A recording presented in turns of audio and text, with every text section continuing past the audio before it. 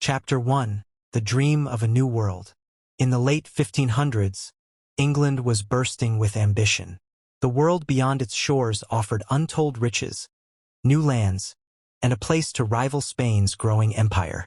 Queen Elizabeth I saw the potential not only for wealth but also for power and prestige. It was within this dream that the first seeds of an English colony in North America were planted.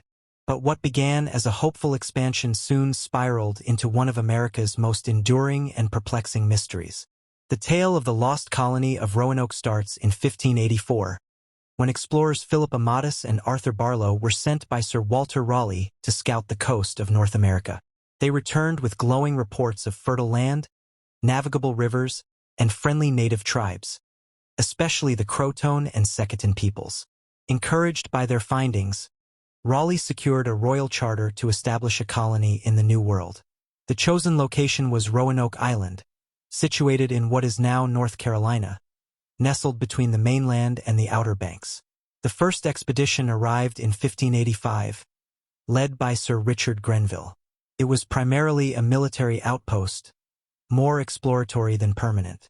Among its members was John White, a skilled artist and cartographer, whose detailed watercolors offer some of the earliest European depictions of Native American life and the natural landscape of the New World.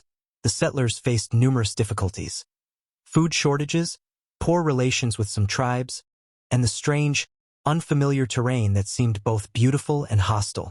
When Sir Francis Drake arrived in 1586 after raiding Spanish settlements in the Caribbean, many of the colonists chose to return to England with him. The mission was seen as a failure, but it planted the idea of a lasting English presence across the Atlantic. Then came the fateful second attempt. In 1587, Raleigh organized a new expedition, not of soldiers but of families. This time, they would build a real community. Across the Atlantic, John White was appointed governor, and around 115 colonists, including women and children, set sail. Among them was White's daughter, Eleanor, and her husband, Ananias Dare.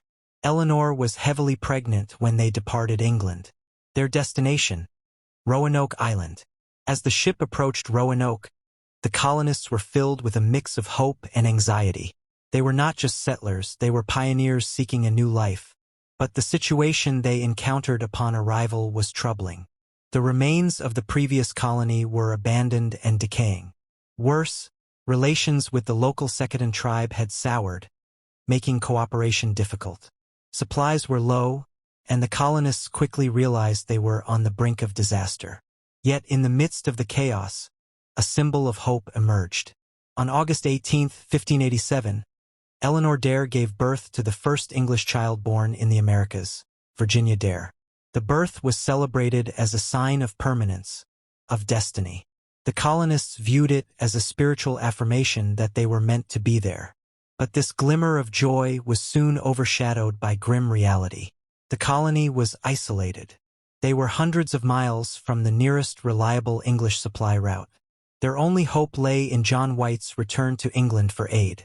Though reluctant to leave his family, White understood the dire necessity. In late 1587, he boarded a ship back to England, vowing to return quickly with the supplies and reinforcements the settlers desperately needed. But fate intervened. Back in England, war erupted with Spain. The Spanish Armada loomed as a deadly threat to English shores. Every seaworthy ship was commandeered for national defense, and White's pleas to return were repeatedly denied. Months turned into years. His frustration must have been immense. What had become of the colonists in his absence? Had they survived? Were they waiting for him, hungry and afraid? Or worse? Finally, in 1590, 3 years after he had left, John White secured passage back to Roanoke. But what he found would haunt history forever. As his ship neared the island, White strained to see signs of life. Smoke, movement, sound, anything. There was none. The landing party stepped ashore and found the settlement completely deserted. No bodies. No obvious signs of violence. Everything was intact, but eerily quiet. Personal belongings, tools, and the structures themselves remained untouched, as if the colony had vanished into thin air. White had given instructions before leaving. If the colonists had to relocate, they should carve a message indicating their new destination. If they were in danger, they were to include a cross. Etched into a post was a single word: CROATOAN. There was no cross. Was this a clue? Did they go willingly? Was the colony still alive, hidden somewhere nearby? White believed the colonists had moved to CROATOAN Island, modern-day Hatteras Island, about 50 miles south. He pleaded with the ship's captain to search further, but bad weather and dwindling supplies forced them to turn back. White would never see his daughter or granddaughter again. This moment remains the pivot point of the mystery. The colonists vanished without a trace.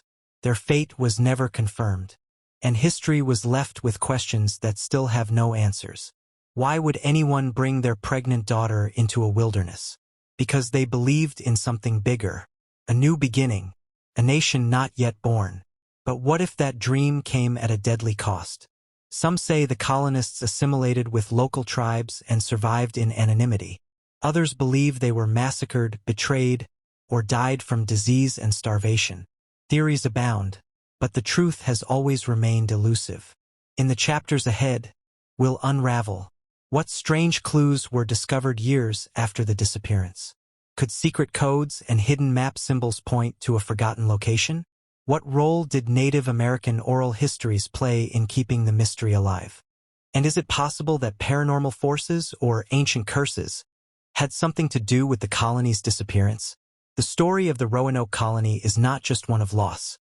It's a story of ambition, dreams, danger, and the human will to survive. And this is only the beginning. To be continued.